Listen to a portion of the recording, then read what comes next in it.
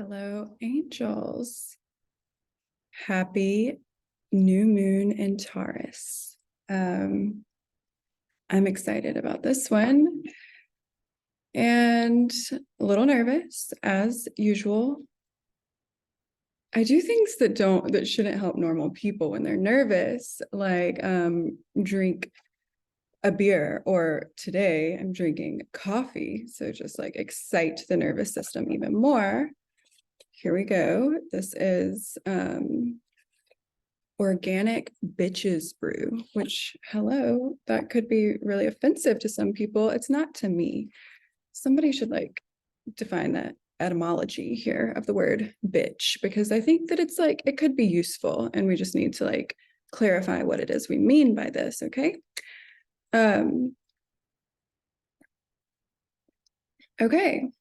Oh, look, here's what the bottom says. I just saw this. It says put in the work.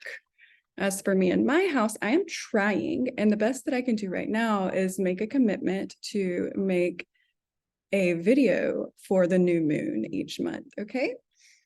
And today, what I want to talk about, well,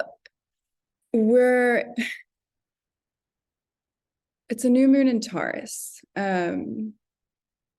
I love the sign of Taurus. Both my Venus and my Mercury are in the sign of Taurus. The only thing I can say for sure is just don't rush me, like let's let this happen slowly. And I think that is a vibe for Taurus people. And I just want to affirm them fully in their life world on that. And also Jupiter just entered into Taurus too. So we've got like, it's just going to be the slowest. That's what I think. But I do have something a little like philosophical I want to talk about today. And the reason I want to do this, well, there are a lot of reasons, but it might be a little complicated and I might not get it exactly right. So I may need some grace on it, but I do want to give it a try because I think it's worth it. And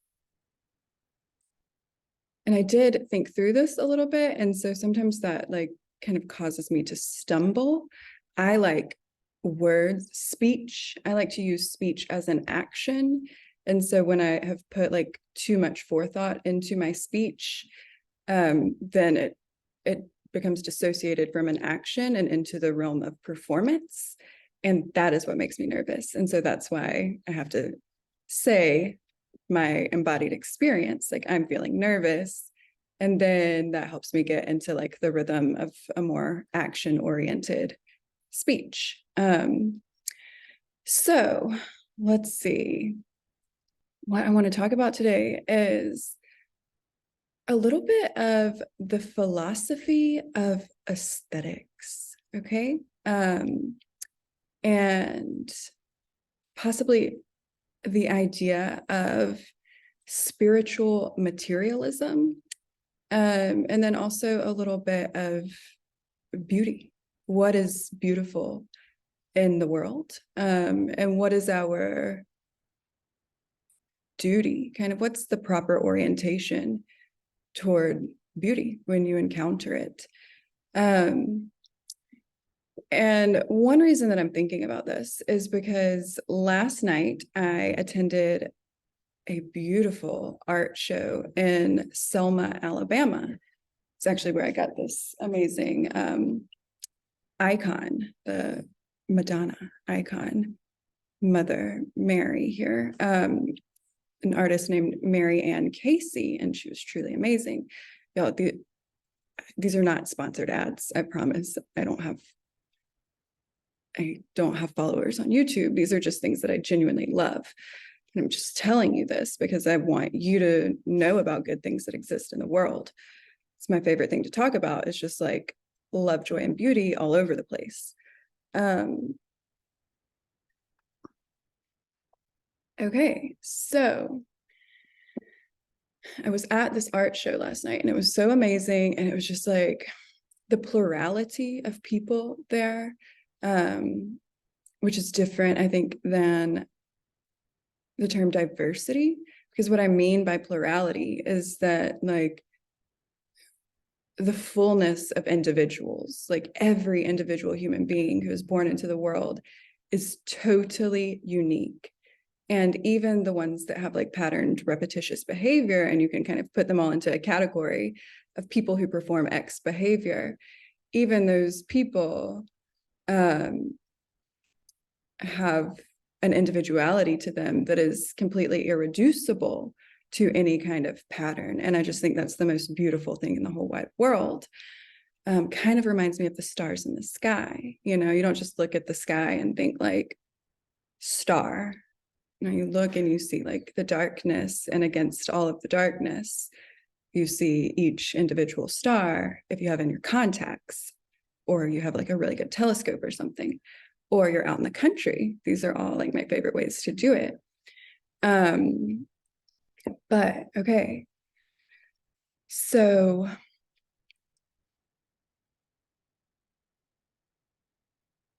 what I want to talk about is an idea that comes from my own experiences in the world, but that I think could have broader applications. And this idea is that sometimes what you see, what you perceive in the world, really does match the essence of that thing's being in the world. In a natural state, like this would be a kind of the ideal of the essence of being. Okay, told you we're going to get a little philosophical about it. And to help me do this, these are two books that, oh wait, I think I might have shown this before. Actually, no, I haven't. But this book, this is called Authority and Freedom, A Defense of the Arts. I haven't read it all the way through yet. So this isn't like necessarily an endorsement. I just want you to know I'm not totally making this up all by myself. And this is The Philosophy of Art by Hegel. Now this, because I love philosophy the most, I got to tell somebody at the Selma Art Show last night that I was a philosopher. You know what they said to me? Said, I have never met a person who said that they were a philosopher before. He like really enjoyed it. He delighted in this descriptor, and I delighted in being able to use it for myself, even though I have not defended my dissertation yet. So, okay. But the one thing that I love more than philosophy is love. It's true. I am a lover of love. And so the best possible scenario for me would be philosophers in love. Okay. What a dreamboat situation. Lucky for me, I know some people. They're dead now, but they had a great love story, and they were also great philosophers. And their names are Hannah Arendt and Martin Heidegger. And what I have here that I just showed to you, you probably, unless you're like me and kind of like a freak about love and philosophy, you're probably not going to want to spend the approximately $70 that it cost me to buy these dead people's love letters. Okay.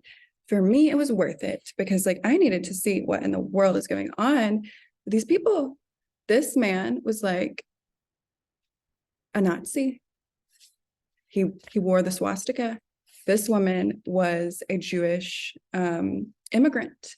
Like she had to flee Germany, where he had been like her teacher. Just like this, I mean, so much drama in the love story, truly. But love ultimately is friendship at its foundation, at its core. I could talk more about that another day. And so these people, despite like the most extraordinary tragedy of like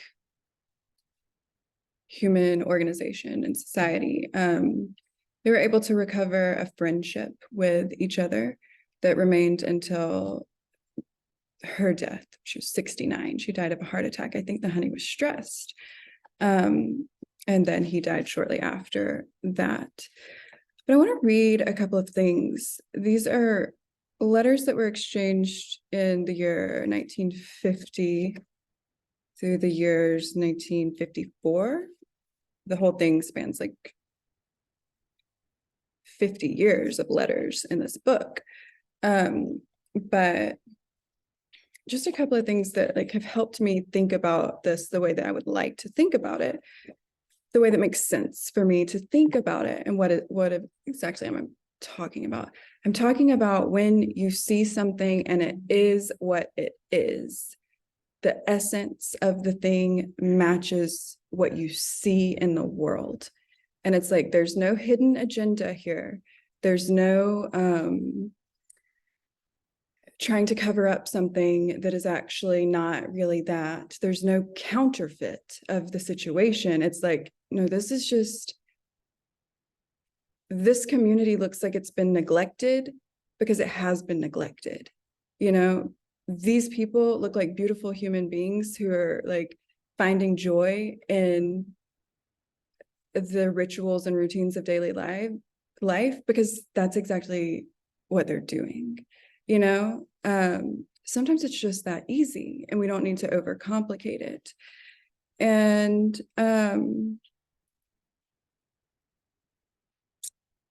let's see. And so one more thing that I'll say before I start reading, because I'm not quite sure why I chose these things actually, and I need to figure it out again, is this. I've name checked Adam Ellenboss, still my astrologer who I like to follow along with and will continue to do that. The next person I'm going to bring into my life world here is a person named, first of all, Adam Ellenboss is an ancient Hellenistic astrologer. Hellenistic means like Greek. I don't know if that's the direct equality there, but this is how I understand it. And I've got to catch up on my coursework in his class that I'm taking to get my certification. Okay, but then the other person who I have just like truly delighted in from the interwebs is a person named Connor Habib. Yeah. And Connor Habib is a Christian, an esoteric Christian mystic, I think is what I want to call him. Could be wrong. If I'm mislabeling here, please accept my truest, deepest apologies. Point is, I love him. I delight in him. I think that he's wonderful and great.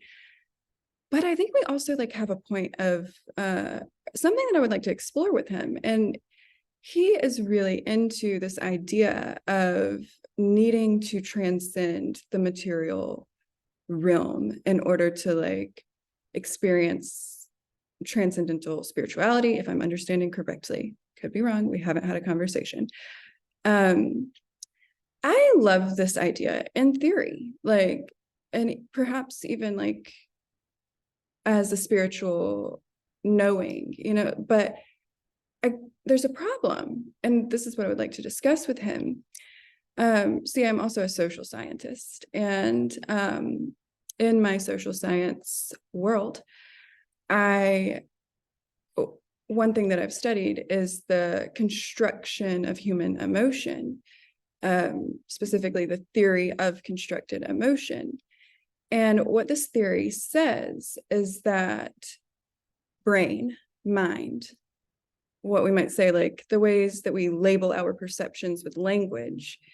So brain and world, everything that we interact with, the dense material structures that kind of uphold in some sense, like if not reality itself, then just our engagement with reality, in that like the buildings that we interact with every day, the cell phones that we hold in our hand, the clothes that we put on our body, the cups from which we drink our coffee, all of these things contribute to a perceptual understanding of our being in the world. So if we want to get away from materialism, which, I mean, we're steeped in it, and we can see this in the amount of waste that we have. Like, we just throw everything is disposable, throw it all away. I don't agree. I'm sorry, I was being a little flippant, facetious, something. If we want to overcome materialism, we cannot do that at the same time that material reality is causing suffering in our daily lives. If we want to transcend materialism, you can't do that by having it thrown in your face because it's falling apart all around you. Okay? And what I'm thinking right now is when I drove into the town of Selma, Alabama last night, it was in January, it experienced a tornado that destroyed several homes in the area and has left like a lot of destruction in its wake. And this is one of the poorest counties in the United States of America. It's in a region of our country called the Black Belt, so named for the rich, fertile soil under its feet, but also in kind of a little bit of an essence of being of this reality. It's also home to a large population of Black people who live in the southeastern United States, which, if you didn't know, just a touch of social science here, the southeastern United States has the largest population of Black people of any region in the United States by a long shot. It's not even close. So when we think about issues of like racism and systemic racism and all of these things, it's so lovely to have theoretical discussions about this in, like, you know, Hartford, Connecticut, but also, do you live this experience, or is this just a theory? You know, these are things to consider. So let's see. What was I saying? Okay, but what I mean by that is it would be very hard to, it would almost be unfair to ask people who are confronted with this kind of material reality, a material reality of destruction, of neglect, of just basic unmet needs, to tell these people, don't worry, materialism does not matter. Like, what we really just need to do is like overcome this in a spiritual sense. Connor Habib, I love you. I'm not saying that this is what you're doing, but I'm saying this is where my mind goes when I think about like what it sounds to me like could be included within that realm of like, we really need to move away from materialism. Perhaps we need to move further into materialism and think about like, where do these material structures that support my life, where do they come from? And you know, are the people who made this cup here, like, were these people happy and pleased like with their work? Did I provide like a dignified labor experience to another person by using my currency, my dollar bills, to purchase this cup?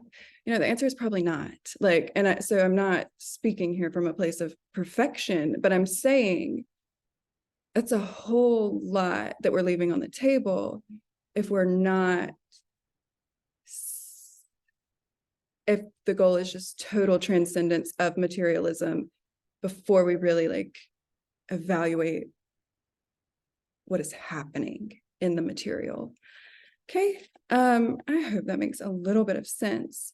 Now, the other thing I want to talk about is what happened with my honeys, Hannah Arendt and Martin Heidegger. And what happened? I'm going to start here, actually. This is so amazing. Oh man, I just lost my page there, which maybe means I wasn't supposed to read that one this time. This was a letter written to Hannah Arendt on December 18th, 1950. I'll start here. It says, "By now, I, like you, have arrived by many routes at the Greeks, but in different regions, if such distinctions can be made. I am in Heraclitus, fragment 16. It needs to speak still more simply, and at the same time with a more sweeping effect. The recovery of the original experience of aletheia seems to me to be the germ and the seed that must sprout in order to make it possible for man to find a new way to live. As time passes, I begin to understand Goethe, whom you cited in the first hour of our reunion. His struggle against Newton and for phenomena aims, despite the historical distinction between the aesthetic and the noetic, at saving the earth for the world against mere calculation." He says, "Without bringing in these interests, I am discussing causality, Aristotle, in my exercises in reading." He's talking about lecturing in Germany. If one contrasts what Aristotle and the Greeks say about atia, maybe, cause, about what Aristotle and the Greeks say about cause, and what today's physicists maintain about it, a strong formulation of the causal law in contemporary terms would be, if we know the present, we can calculate the future. One gets dizzy, yet feels light at heart. I am not sure, Martin Heidegger, exactly what you meant when at the end you said one gets dizzy, yet feels light at heart. Let me read this other part. This is from, okay, sorry, that was December 18th, 1950. Now this is December 15th, 1912.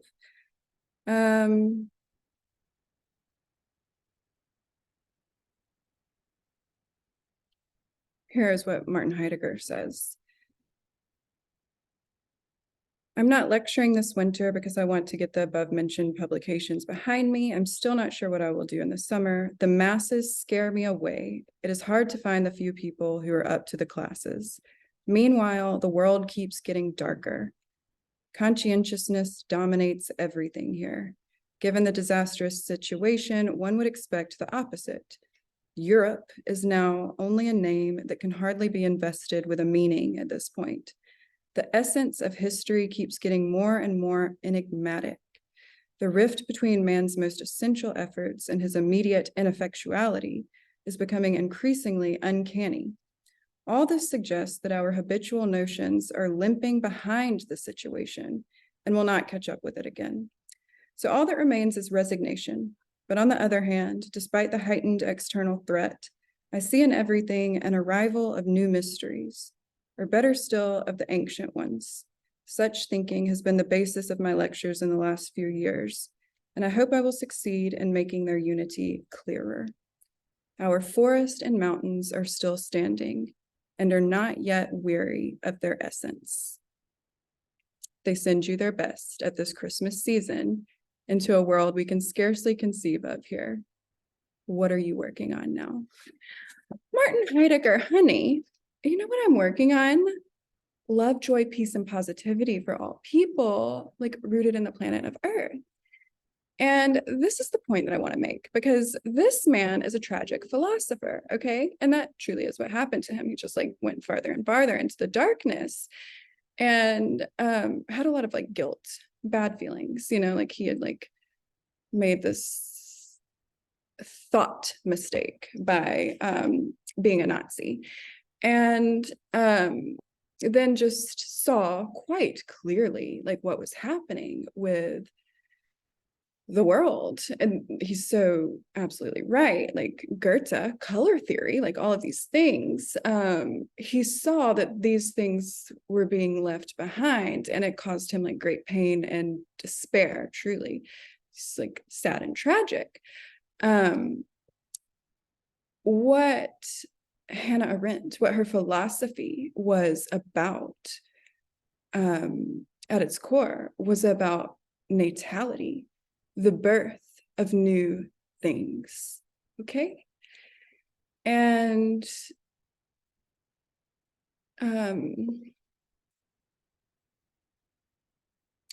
why is it that this brilliant man could not see the possibilities for a better and more beautiful future within the ending itself, within the increasing darkness itself? Why couldn't he use his big, beautiful brain to come up with ideas about what if we accept that this is true, that the physicists really do believe that if you know the present, you can predict the future? Well, what if they're wrong? What if things change sometimes? What if you can make things change by changing the way that you move in them? These are the questions that I would have for this person. And how can you change? How can you open your eyes to see these realities instead of the factual truth, which is, maybe this was 1950. If we thought physics was in a deadlock then, like, look at us now. We're like trying to do quantum computers so that we can like make things so tiny that they can be comprehended and as these little like packaged qubits of information that we can then like manipulate and control, dominate, make it like conform to our will in the world, instead of just like zooming out a lot, and allowing the mystery to take its like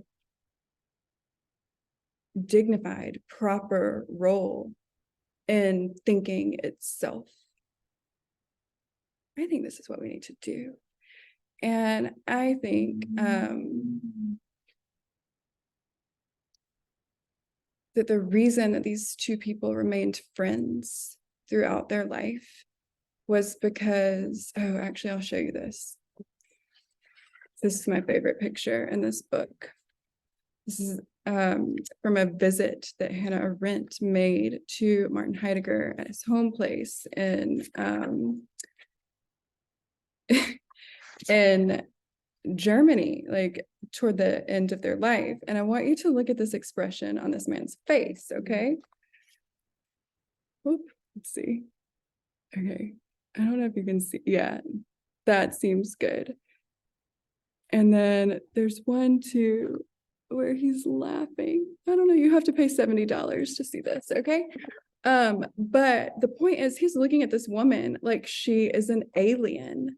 Like she is like, he's never seen anything like this before. Like he delights in her being in the world. That's what love is, by the way. It is delight in somebody else's being in the world. And you can only delight in something that you don't quite understand all the way, but you're so glad it's there. You know, if you know every mystery, if you've solved every problem, you've calculated every possible outcome, you know what the future holds for you, that is darkness. That is end. That is sad. But sometimes something will pop up and just surprise you.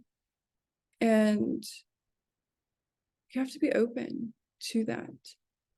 And that's what love does. It draws you out of